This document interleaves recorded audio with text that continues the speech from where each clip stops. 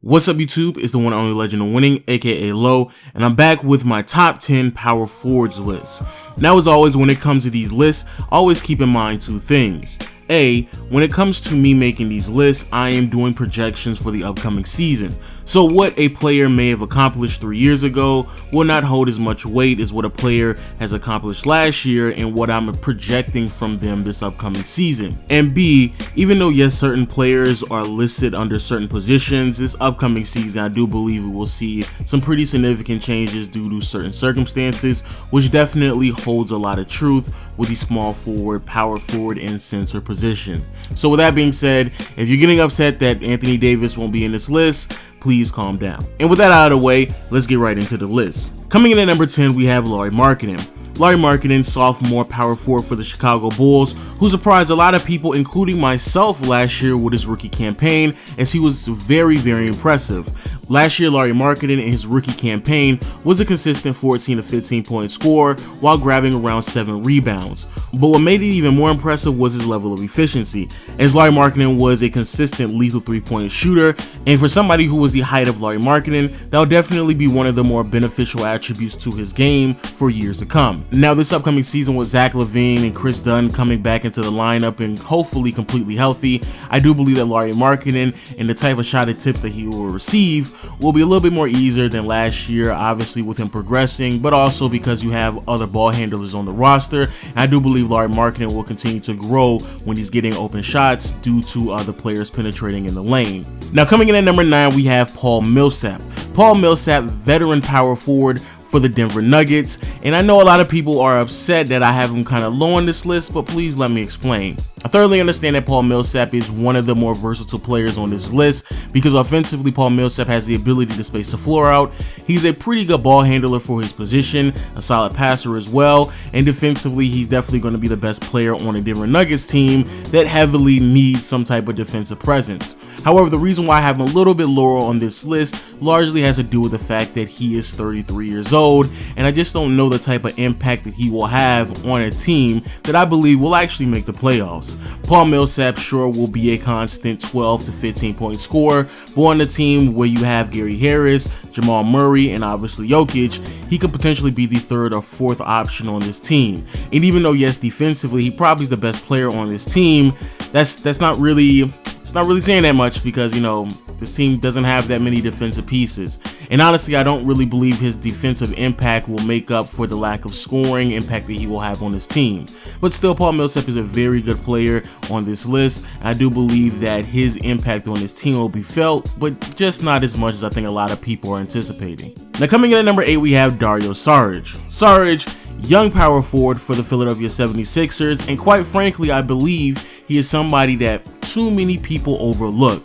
Because in my opinion, when it comes to the Philadelphia 76ers, they honestly have a big 3 already, with Dario Saric rounding it out. As Dario Saric is one of the more well-rounded offensive players on this list. Offensively, he feels comfortable initiating the offense and handling the ball. He definitely has a lethal 3-point shot, and he can create his own jumper regardless if it's facing up or in the post as well. Also, Dario Saric is pretty solid at helping out when it comes to rebounds, and he is somebody who has a very high basketball IQ as well.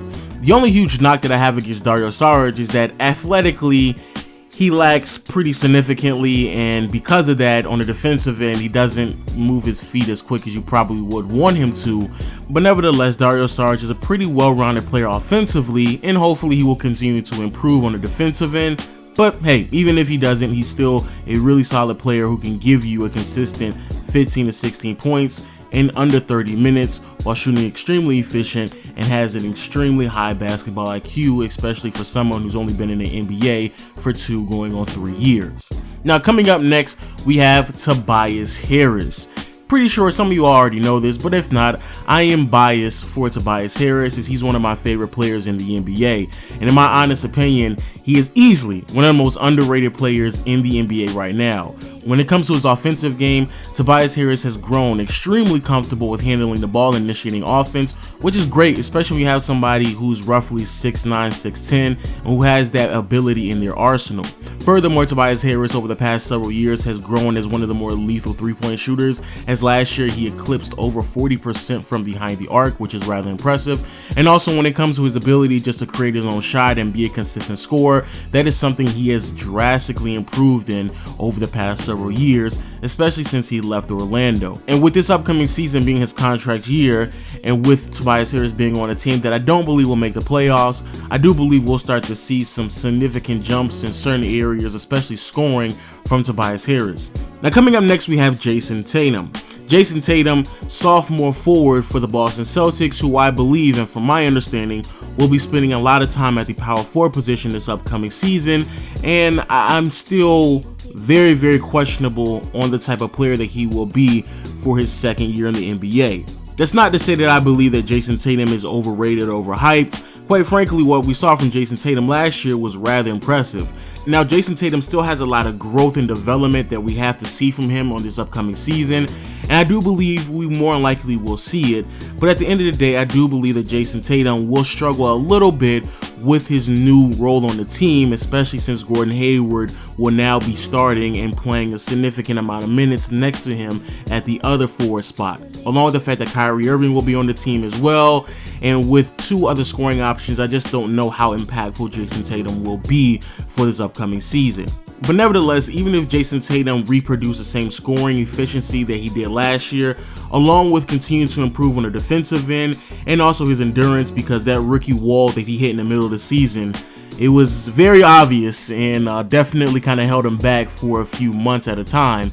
But still, Jason Tatum, what he was able to produce last year was really impressive, and I do expect for him to grow on that this upcoming season. I just don't think he will be as impactful as a lot of people are alluding to. Now, with that being said, let's move into our top 5, and coming in at number 5, we have Kevin Love. I struggled with this quite a bit because I didn't necessarily know if I wanted Kevin Love to be higher or lower, largely due to the fact that I didn't know what I was going to get from Kevin Love this upcoming season. As many of us know, Kevin Love back when he was in Minnesota was an animal statistically. He was consistently putting up 24 plus points, grabbing around 12 rebounds, and he was extremely efficient. Now, the reason why that's so important and the context that I'm trying to convey to you all is I don't know if that's the type of player that we will see, but a lot of people are alluding to that, largely due to the fact that now that Kyrie Irving and LeBron are now removed from the Cavaliers, and Ty Lue really doesn't have any other consistent scoring option outside of Kevin Love, so there is a possibility that we will see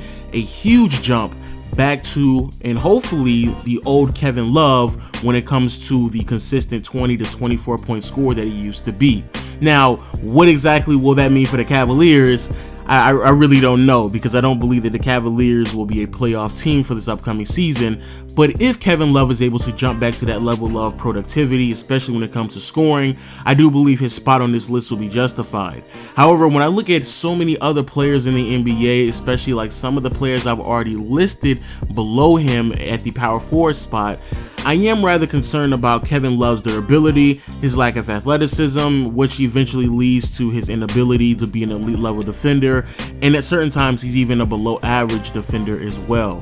Now, coming up next, we have Blake Griffin. Very similar to Kevin Love. I'm just extremely interested to see what I'm going to see out of Blake Griffin this upcoming season. As we all know, Blake Griffin is not the same player that he once was 4 or 5 years ago, but many people would argue that he's just a little bit better due to him being more well-rounded. As we all know, Blake Griffin over the past couple years now has severely changed his game, especially when it comes to his ability to knock down a three-point shot. Now, it's not as consistent as some of the other players on this list, especially Kevin Love, Tobias Harris, and Jason Tatum, who are directly below him.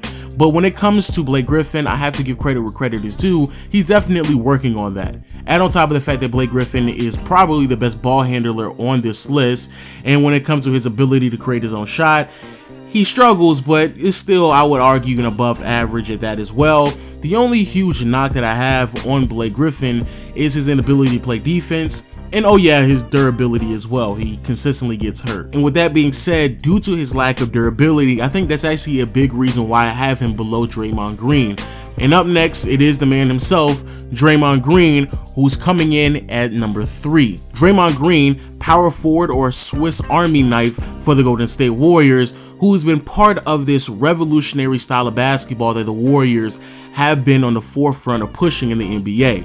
As Draymond Green is arguably the best defender on this list, he feels extremely comfortable handling the ball and initiating offense, even when it comes to him penetrating into the lane and dishing it out to the open shooter. And on top of that, I don't believe that Draymond gets enough credit for this, but he's extremely durable, his stamina is almost unheard of, and his endurance is impeccable.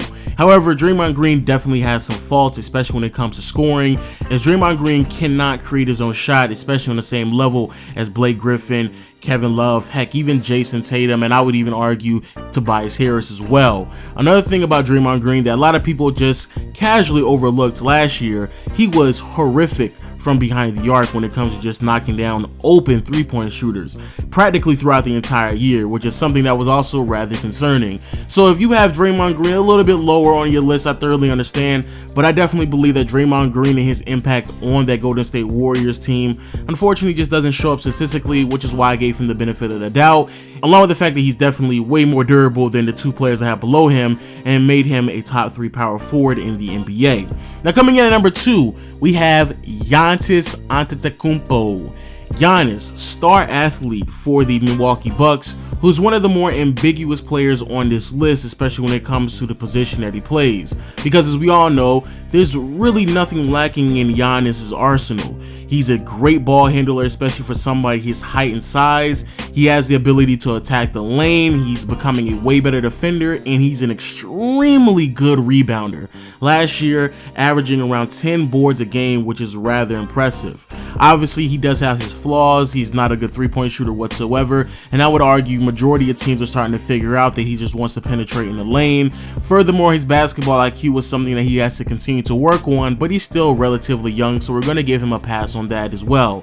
And for this upcoming season, I do believe he will take another jump in the right direction, because he's just one of those very highly motivated players who wants to continue to grow and progress as an individual. And finally, we have number 1, LeBron James.